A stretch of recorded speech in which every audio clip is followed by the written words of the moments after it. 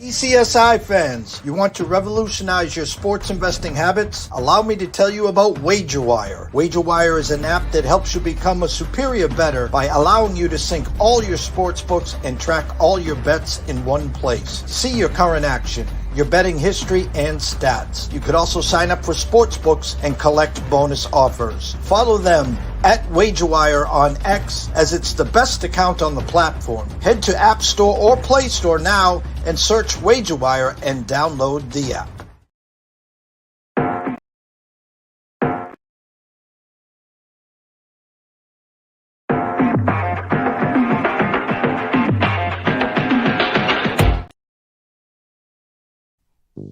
From the ECSI Sports Studios and the #1 sports investors in America,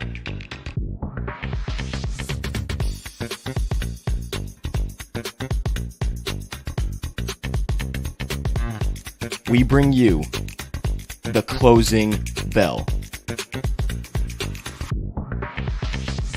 As the market closes, legends Jeff Dawson and Riley Magnuson bring you all the sports investing tips for tonight's matchups. If you want to learn more from the two legends at the desk, make sure you stay tuned to the closing bell. Good afternoon, sports fans from all around the globe. I am the co-host, Jeff Dawson, East Coast Sports Investors, and it's that time for the closing bell for Tuesday, June 11th, 2024. Come on in, gather around. It's okay. We got plenty of room for everyone here. Great to be here. A lot to talk about. I promise, Riley, I will not keep you for an hour. I promise. ECSI VIPs, the alert will come out afterward. First and foremost, a shout out to our proud sponsor and partnership, WagerWire. If you have not downloaded this app, shame on you. Head on over to Google Play or wherever you download the apps. It's free. That logo right there, right next to the Red Sox, top right corner, right below the Citgo sign. Lot of big things for each state. Scroll to the bottom, download all your sports books that are available in your state. Take advantage of the match plays, the promos, all that good stuff there. And then myself, Zach, Travis, the rest of this team will take good care of you, I promise. Through 2024, the Olympics, the start of football, basketball, all that good stuff into 2025 and beyond. And if you want to join this team, send an email to affiliate at email at wagerwire.com, and we'll take over from there. So without further ado, the co-star of this show, the one and only Mr. Riley Magnuson. What's up, champ? What is up, my friend? Happy Tuesday afternoon. Ready to rock and roll, as you said. We are not going to be here for an hour. We've got a little catching up to do as far as some series are concerned, but none of that going on tonight. So a little bit of recap of that, I imagine, and then talking some baseball for this evening, as there is a pretty full slate of baseball. So other than that, I am ready to rock. I am feeling good, feeling alive. Wishing we had at least one of these series as a 1-1 split, but we'll live with what we got and see if we've got any action coming these next couple of games in both those series. Well, again, I will promise to get to both series, but from a grand perspective, a series doesn't start till when a road team wins. So both the Celtics and Florida, what they do, they held serve. They won both the home games. They were both favored. That's what they did. Now let's see what the road teams do. And we're going to get to that because obviously, as I tweeted out and I talked about a little on Twitter, I've been doing a lot of social media today. Something was not right in Mudville. I was born at night, not last night. And no one knows numbers better than me, okay? And I'll just tease everyone by this. The Celtics cannot go from a 7-point favorite at home and open up 1.5-point underdogs unless, guess what? Vegas was tipped off with Porzingis, and the loss of Porzingis was already baked in, which no one talks about. They're just looking at a line that all of a sudden moved 9 points. I mean, is Dirk playing? I mean, I don't know what's going on. So shame on us for not picking up on that. And of course, shout out to Daniel Berry Sports. Highlights is always here. Thank you so much for all your trust and support. So I got to start with the Hurley news. I was on eggshells. I was sick to my stomach all weekend. Reached out to some sources, reached out to everyone I knew. As this progressed, he flies out Friday, was there with them Friday and Saturday, or Saturday, back home to, I think, Madison Square Garden Saturday night for Billy Joel, I think it was. I don't think he was there Sunday. Practice at noon on Monday, which was pushed till 2:00. Anyone that listened to me, listen, Lakers, there was two choices here. We were either bringing in Hurley to slow down the J.J. Redick Express, B, we didn't like him, or C, we really wanted Hurley, and D, no, you didn't. Because, okay, we know Hurley. We know East Coast bias. We know his wife, his dad, his program, the three-peat. If you wanted him, like I said, 7 for 105. That's 15 per. Here is why. A, UConn couldn't have matched that. B, now you're giving them a reason to go from east to west. And C, the highest paid NCAA coach is $12 million a year, Bill Self, for the Kansas Jayhawks. So what'd you do? You offered Dan 6 for 70 at $11 million. You allowed him to bring that offer back to Stores, and then the governor steps in and goes, we will make Dan Hurley the highest paid NCAA basketball coach. Come get the three-peat. Come stay home with us where you belong, and let's go get John Wooden. And I kudos to him for not caving into the Lakers and the aura of that. And I don't know about anyone else. I mean, I love parity, and I think the outside of UConn winning 2 years in a row, the amount of teams that have been in the mix these last couple of years has been more than in the majority of years. And so to see him with the chance to win a three-peat would be astonishing. So I am glad that he is driven by that on top of a lot of other things. So no, I hate the way that it was. Breaking news was blasted out as if it was a done deal, right? A few days ago, where they kind of made it sound like it's already done. It's leaning towards him signing, and then it turns out he's still mulling it, and then they obviously have to fly him out. And like you said, they didn't offer him enough to. They didn't offer him an offer he couldn't refuse. It was obviously an offer that was refusable, and it was matchable to some degree. So. I am excited for it. I am curious to see if it is the J.J. Redick Express coming through L.A. or if they keep the doors open here. But I mean, the Lakers obviously want to make this job as flashy and as important as it can possibly be. So Dan Hurley definitely aided to that. I don't think him turning it down, muddies up the waters and makes it look like it's not a desirable job, because it's obviously a desirable job to be in L.A. So. Whether or not it was any back and forth assistance as far as getting him a bigger contract or not, I don't know, and making it look like their job is, to be seen as the premier job in all of basketball. But I'm glad that we get another chance to see him win a third in a row, if I'm being honest with you. Well, you know what it did also is it put the NBA on blast. The longer this thing dragged out, it was his dream job is to coach the Knicks. Again, a lot of the UConn non-home games are at Madison Square Garden. But what it did is he's made it known he wants to coach in the NBA at some point. And so the East Coast jobs, whether it's the Celtics, whether it's Brooklyn, whether it's the Philadelphia 76ers, whether it's the Knicks, they are all well aware of now, hey, you know what? Maybe a couple bad seasons. Maybe Dan goes after the three-peat and gets it. Maybe he falls short. He has made it known. And a lot of these coaches have that the NCAA is a total mess now. These guys are paid NBA players. Basically, they control their roost. They come in blue chips on steroids. They come in and say, okay, I need this, and this, and you pay them. And then the next year they're gone either to the NBA or they're gone to another team that's willing to pay them more. Where Dan has kind of broken it down to a science where he's not getting these 5-star transfer guys. He moves in the kid from St. Mary's. He moves in the forward from Michigan State. It's a plug and play now. It's not a rebuild. It's a reload. They got Slam Johnson coming back. Carabin, this was another sticking point. Waited and waited and waited. Worked out for a handful of teams. Knew where he was going to be drafted.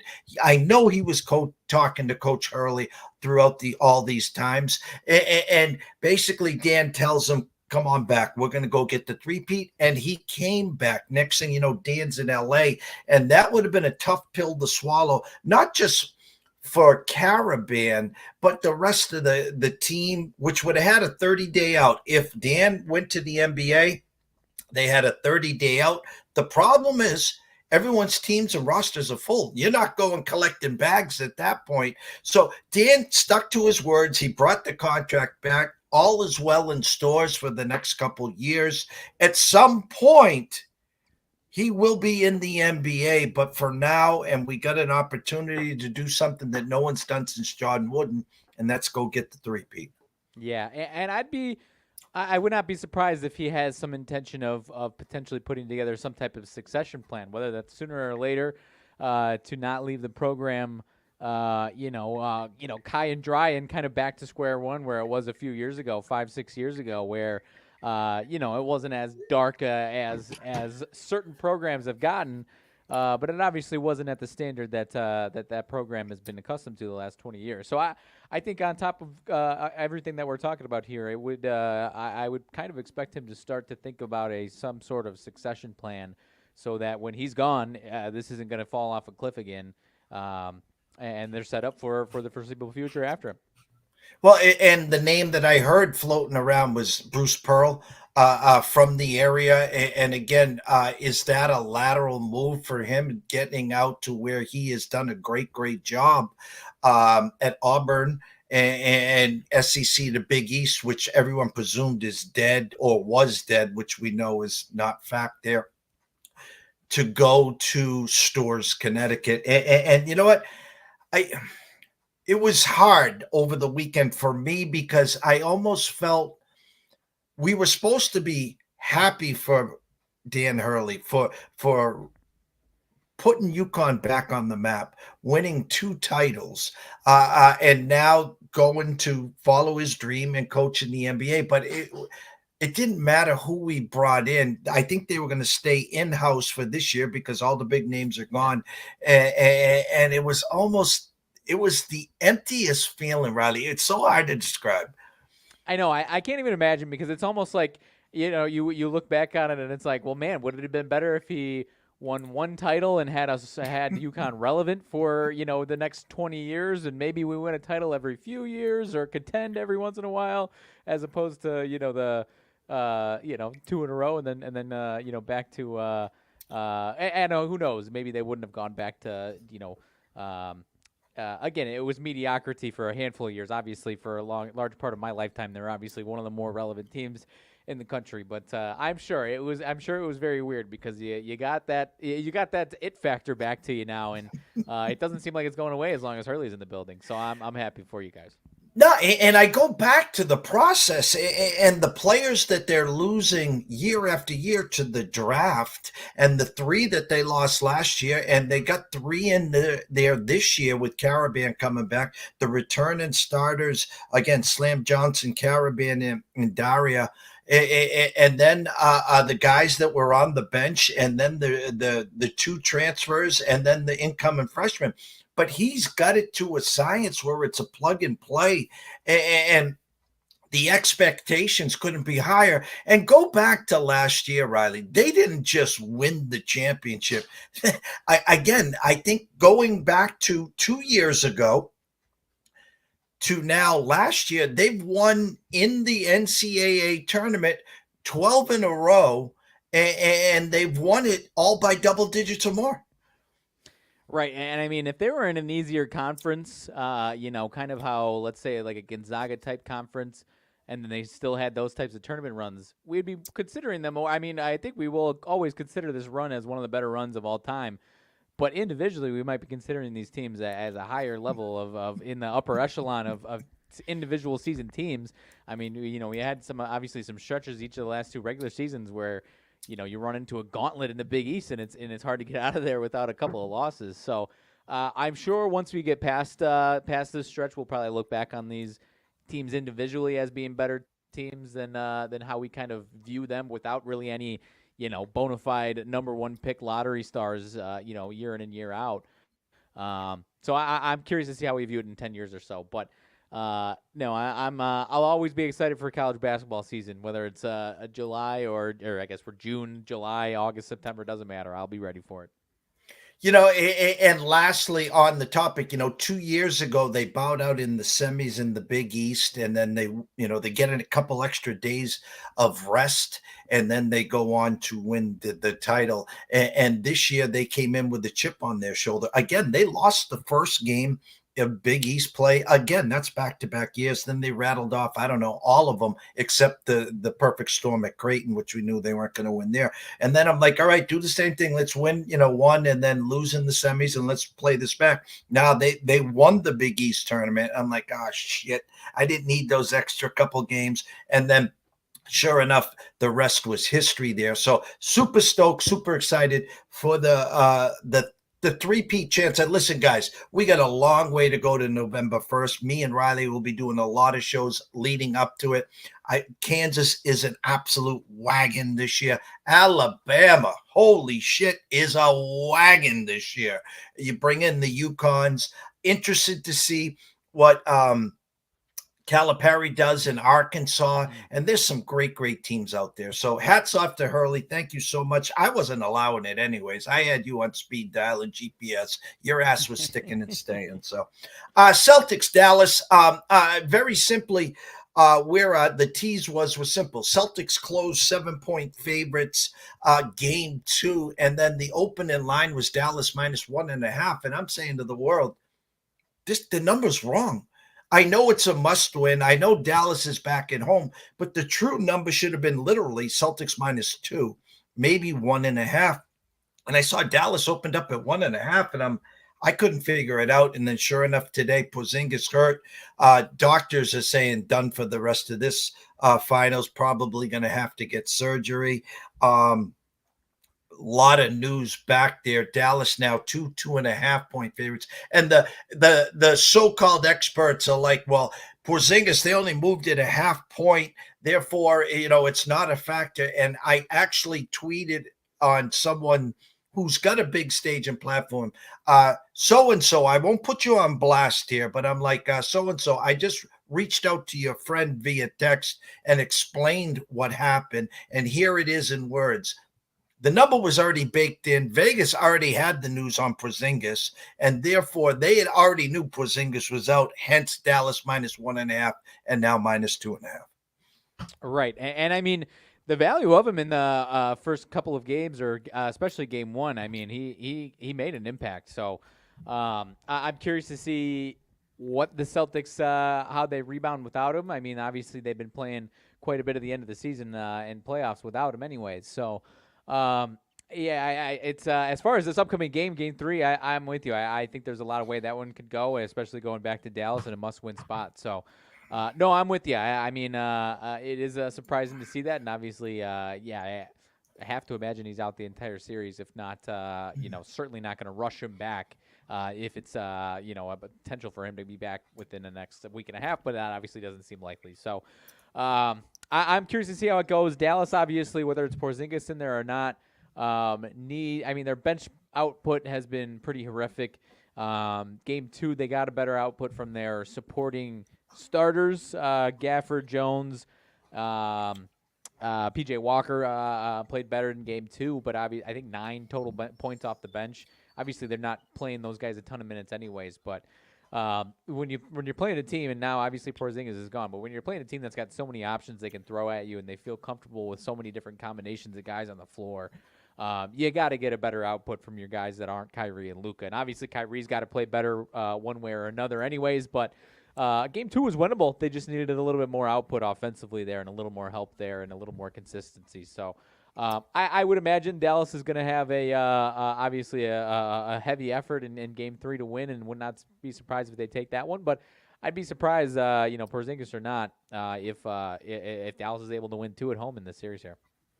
Well, what this does is, and Celtics Nation, the Greenies, no Porzingis, no problem. They're bringing up regular season games when he was out for the month, and what they've done now, 14-2 in the playoffs. Here's the problem now is Derek White is not coming off the bench. He is now starting. Al is starting. So now that shortens your bench. You have no rim protector. What Porzingis, the 7-foot unicorn, was able to do was to stretch the 3-point line, meaning once he had the ball in hand, you got 3 or 4 snipers outside the arc waiting. And if you're doubling him, he's either going to pass it, or if you're singling him, he's going to shoot over you. Okay. You now have no rim protector. Al's out there launching threes. He's not there protecting the rim. Robert Williams is long gone, left the building with Marcus Smart and a few others. So the fact is, now it's the perfect storm for Dallas. You get home cooking. Kyrie does not have to listen to the boos. You'll see, probably take a look at all the Kyrie props. They're probably inflated, but you should see the real Kyrie for Game 3 and then see the adjustments that these teams will have to make for 4. Common sense says, here's how this will probably play out. Dallas wins 3. Celtics steals Game 4. The whole world is waiting for the Celtics in 5, and you're going to get a Luka Kyrie steal in Game 5. Celtics come back to Dallas and win it in 6 that way. How's that sound? I am 100% on the same page as you. I think it'd be bad for business for a series like this with so many stars to be wrapped up in 5. So not saying we're getting any equalizer stuff going on here, but you might see the equalizer in one of these games here upcoming. So, no, nonetheless, I mean, and on top of that, going back home, you should see, I mean, that typically gives a boost of confidence to the role player guys. They're more comfortable and they're playing with some fire too. So like I said, I think the role player guys will have a bigger game. And official tweet right now that I'm seeing that Woj just retweeted, Kristaps is officially questionable, but would be absolutely shocked if he's able to go in Game 3, and would be surprised if he's able to go at all in the rest of the series here. Russell Saylor says, I could play better defense than Luka with steel-toed boots on, and I said a lead vest too. Shout out to Russell. Thank you for joining us there. Hats off to myself in our ECSI VIPs. I called not only the stopping of the bleeding for the 14-game losing streak for your Chicago White Sox the other day. Mr. Crochet on the mound there. But usually, this, everyone watching and listening knows this as well. And if you don't, please take notes here.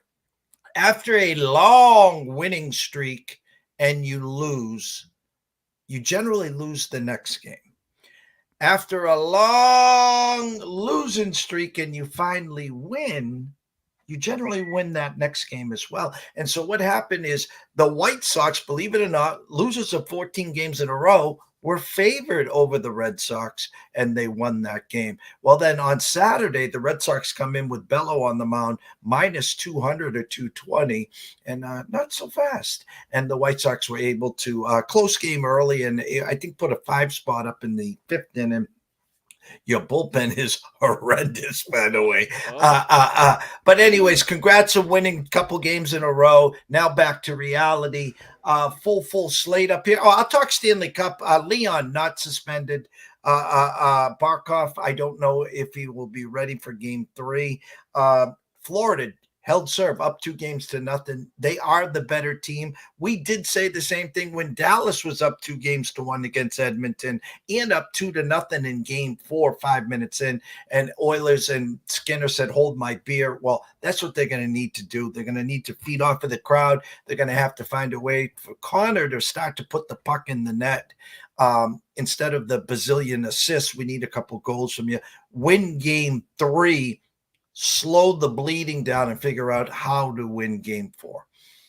Yeah, 100%. And going back to Edmonton, I mean, you got the one fan and the fine lady in the stands that could bring some different tide their way again if she's going to be in attendance in Edmonton this time around as well. The flasher, I guess we'll just say it, So making her appearances on some shows, that was it was funny to see. But no, I obviously don't have too much to add for it. But it's an Edmonton team that is dangerous and a team that's not going to go out quietly. So as long as they're within a couple of games, down 2-0, down 2-1, they're going to have at least a chance to scratch their way back. So.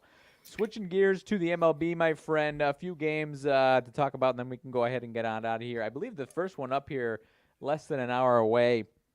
Solid matchup tonight, Braves and Orioles. My Braves are on the road, favored here with Max Fried on the mound. Braves have been kind of treading water still these last few weeks here, 35-28. On the road in Baltimore for a 43-22 Baltimore team, but you've got Max Fried in the Braves favored. Max Fried coming off, I think it was a 13K game in Boston last week. And he is going up against Albert Suarez here, 34-year-old, who has actually put together, has kept the runs off the board this year, has pitched in a decent chunk of games this year. First big league resurgence, however you want to call it, since 2017. That's about as big of a gap as you'll see between MLB appearances here for Suarez. But he's been back and he's been keeping the runs off the board. Are we at a point? Is this number both Fried and expecting some Suarez regression? I mean, the total is only at 7.5. So is this more respect to Fried, and who knows what we're going to get out of the Braves offense here? We had a MLB midday market report today with Scotty Webb, and this was the first game that he talked about. We had a great hour, 15-minute chat.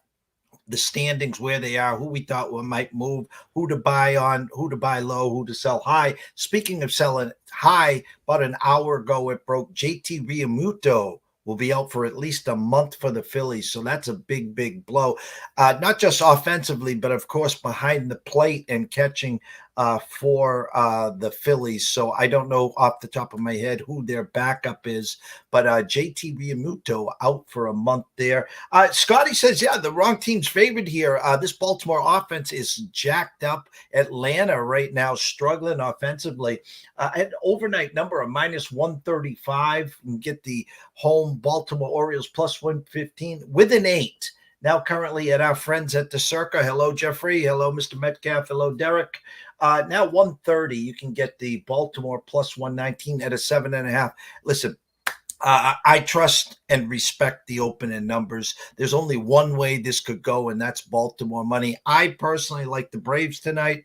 I like Fried, and I would like their team total over the 3.5. It is juicy at -140, but I think the Braves get to 4 or better tonight, and I think they come out with the W. Yeah, I think at some point, if it doesn't happen tonight, I think I'll be just searching for some Albert Suarez regression coming up pretty soon here. Have you seen a bigger gap than that between, like I said, he's been pitching here for a couple months, but this is his first season back in the bigs since 2017. I don't know if I've seen a gap between big league seasons like that. I think the juice is working pretty good over there. That's fair. That might be, we don't want to make accusations, but a 7-year gap is a 7-year gap. Who knows? Yeah. Let's see here. Cubs and Tampa. Tampa, that is the Rays and the Rays are the home team in this one. I'm stumbling over my words here. Jameson Taillon, 3.47 ERA, has really kind of avoided any big blow-up outings. It was not good last time against the White Sox, 10 hits, 5 runs. But other than that, one kind of iffy start, and other than that has been keeping it pretty steady, pretty kind of pencil him in for 3 runs allowed through 5-6 innings. Eflin, has been okay. He was better early on in the month of April, had some good starts, and has kind of been similar, kind of steady here in this one. Rays, -135. Both teams similar standing right now. Kind of a fair number here. Not really telling you anything in this one, is it? No, and again, I don't want to say both teams have been my kryptonite. I think I've been pretty spot on the Cubs of late. Had some success early this season with Eflin. This Rays team is awful, dead ass last in the AL East. Overnight number -140. Grabbed the Cubs at +120 with a 7.5 juiced over minus 20 cents. Now 133. Again, that number can only go one way, and that's to attract some Cubs action. You can get the Cubs right now plus 122, 7.5 juiced under, minus 15 cents. First 1 to 4 wins this game. I have no skin in this game. Slight lean to Tampa, but I wouldn't trust them if you Venmoed me 100. No, I'm with you on that one. Marlins and Mets. Interesting game here in New York. Mets minus 155. I don't know if that's the accurate number right now. About minus 152, maybe a little consensus minus 155 for the most part. 7.5 on the total. Luzardo and Tyler McGill on the mound. Luzardo blown up bad last time out. He's shown some flashes this season, but his numbers took a pretty bad beating last time out against Tampa. 4 1/3, 9 hits, 9 runs allowed. And you got Tyler McGill on the other side. 5 innings, 7 hits, 5 unearned runs, 4 earned runs, and another unearned run on top of it there. This will be his 4th start back after an IL stint. Are we surprised that this number was Mets are playing a little bit better, I should add. 6-4 last 10. They are starting to turn at least a little bit in the right direction for the most part here. Marlins, obviously still the Marlins here. Trust in Luzardo here in this one. Is that this number making you respect any Luzardo action after the 9-run blow-up last time out? Well, you see overnight a 135, now 149, 7.5 juiced under, minus 15 cents. Mets get the split in London.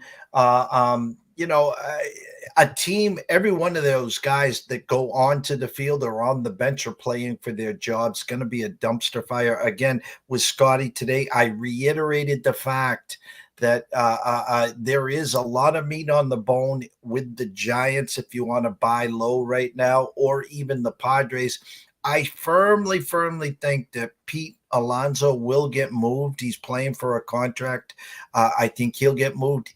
I think Diaz, once he gets off the DL, or IL, we call it, once he shows signs of being healthy, I think he needs a change of scenery. So if I'm the Giants, who have been, the bridesmaid for Ohtani, for Judge, the list is endless, got a checkbook, and they're one game, I think it's one game under 500, playing better. As Scotty says, Robbie Ray on his way back, Alex Cobb on his way back. Snell will be back. They got Logan Webb, and the kids are starting to hit. So keep an eye on those Giants there. I don't like the price. I expect a little bounce back from Luzardo. I'm more afraid of the later innings, and the Mets find a way. But again, I'm not going to lay the lumber there. If you want to get cute, and I don't really attest to something like this, maybe a Mets minus 1.5 at home, and this is that 4-2 final, maybe something like that.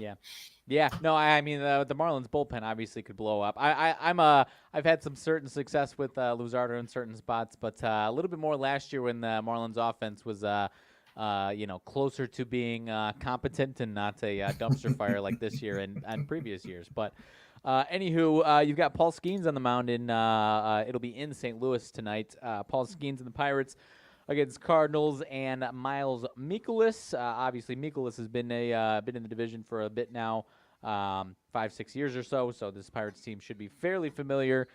He's been pretty steady these last handful of times out. No more than 3 earned runs allowed in each of his last 5. And so he is coming in after some ugly starts early, and obviously Paul Skeens. 3 earned runs on 6 hits last time at home against the Dodgers. But obviously the Pirates have had some success when Paul Skeens is on the mound. I believe they've won 4 out of 5 with him on the mound, and the one loss was certainly not his fault by any means there. So any love? I mean, you got the Pirates as the favorites here. Is that a little too good to be true with the Paul Skeens train? Or is that to be respected, or should we be jumping on the home team Cardinals, who 31-33, still waiting to break out a little bit, but at least not playing bad baseball right now?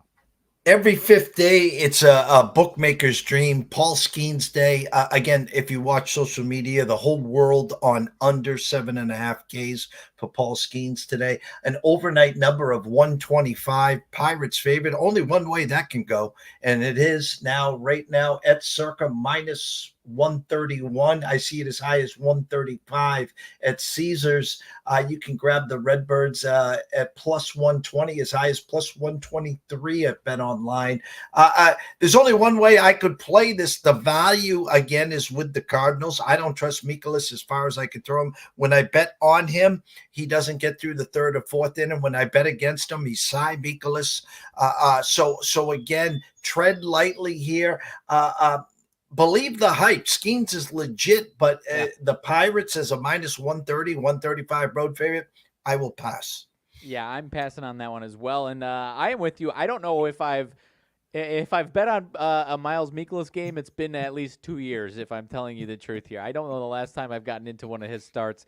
Credit to him. He's obviously stuck around and is steady enough. But as far as trying to expect him to do one thing, you're hard-pressed to figure out what he's going to do there. So Yankees and Royals, a good matchup. Yankees in Kansas City. Stroman and Brady Singer on the mound here for these two teams. Singer has been really, really good. Last time out, 9 hits allowed, but skated out with 2-3 runs allowed. Has been pretty steady all season long, aside from 1 or 2 if he starts. Stroman, we've talked about, he's been good. Last time out, probably his ugliest start, 4 2/3, 6 hits, 5 earned runs. I'll ask you this: were you surprised to see this one at a 9.5 in this larger ballpark here between these two teams?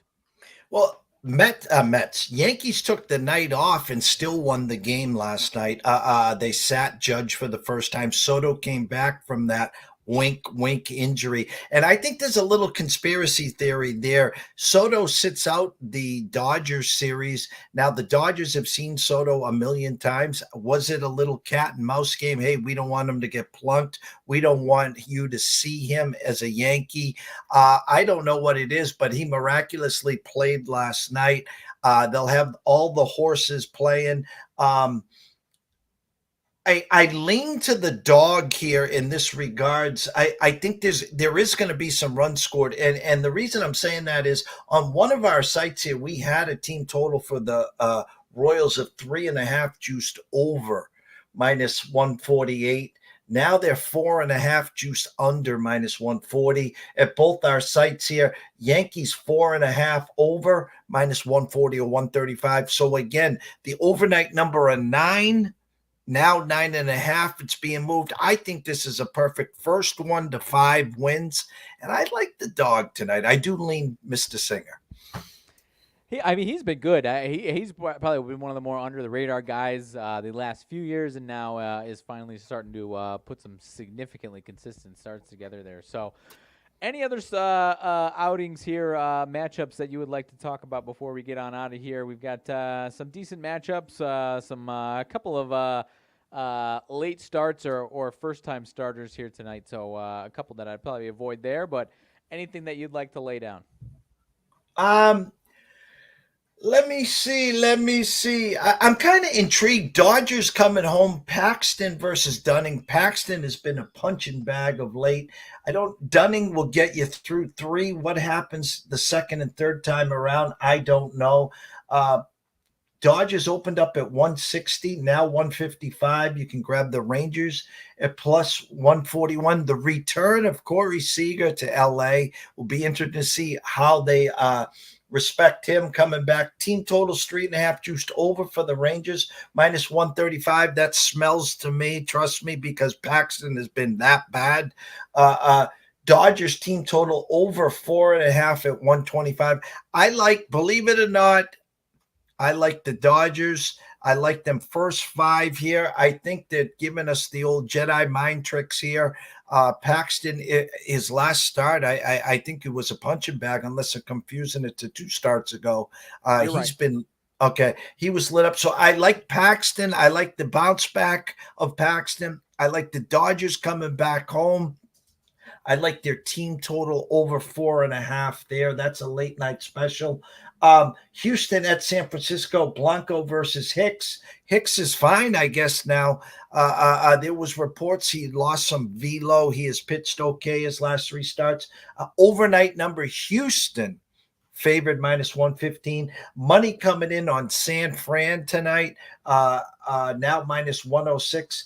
walk-off last night for San Fran, a nice comeback win to beat Houston. I like Houston tonight in the bounce-back spot there. Full game, you can get them right now, minus 102 at the Superbook, minus 104 at Circa. List Blanco there. And Scotty, I'll end with this. Scott talked about how bad your back end is, and that's the White Sox. D. Thorpe versus J. Diaz. Overnight number 235, now 210 with a 7 at Circa, now 7.5 at some spots, Superbook and DraftKings. He likes Seattle, minus a 1.5. He says it might be close early, but he thinks that Seattle can chip away, get to the back end, and he likes the Seattle Mariners, minus a 1.5 against your Chicago White Sox. That's right. And the offense has shown a little life for the White Sox there. Get Luis Robert back.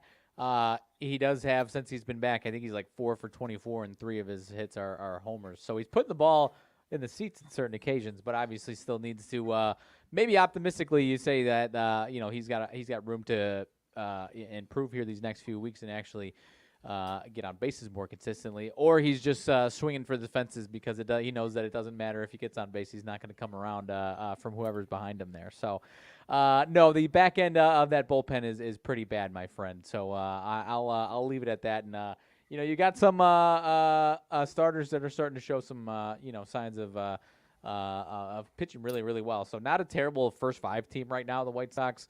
At least given some of the odds, depending on what the matchup is. I'm not, whether tonight or not, that's not what I'm saying. But just going forward on a daily basis, not a bad team to look at for the first 5, depending on what the matchup is. So that is all I've got, my friend. Go ahead.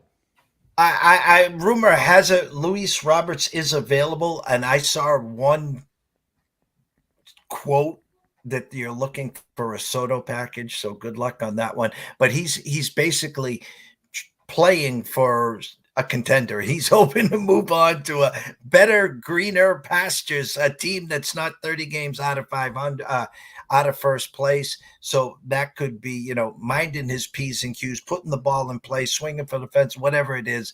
But he is available. I probably would guess you hold on to him, that one piece, maybe Kopech goes and a couple other guys. It would kind of suck for you guys you'd have no one to hold on to. No, and he's got like 3-4 years of control, so it's not like he's out the door in a year or two if we can't move him here. So, no, I mean he's obviously not. He's had some injuries this year, and his numbers aren't fantastic. But if you believe in him as a perennial all-star, then in most cases it helps to just keep those guys around, especially when they're the age that they are, and you have the amount of control that they do. So. Yeah, we'll see what happens near the trade deadline, and then obviously in the offseason if they stick to the course of a full rebuild, or if they try to go for something here. I don't know, but it's dark days right now. It is dark days right now. Tomorrow currently will be dark in the morning, 5 o'clock, Brady Kannon, U.S. Open, Pinehurst number 2, the third major, Scotty Scheffler, plus 300 right now. So you and I will be doing some talking about that on Thursday and Friday when we have the closing bell there. And then around 6:15, Scott Webb is going to start coming on, doing about a half-hour special baseball, talk about a potential free player to what his eyes are seeing in baseball and get you guys closer to that 7:07 or 7:05 first pitch there. So Scotty will start using our stage and platform to talk baseball before you go to the window. So from myself, Jeff Dawson at EC Sports Invest, the one and only Riley Magnuson at Riley_Magnuson, the one. Shout out as always to Mr. Russell Saylor and of course Daniel Berry and everyone else that was watching. We thank you. We do. And have a great, great night. Let's cash a few tickets and we will see you soon.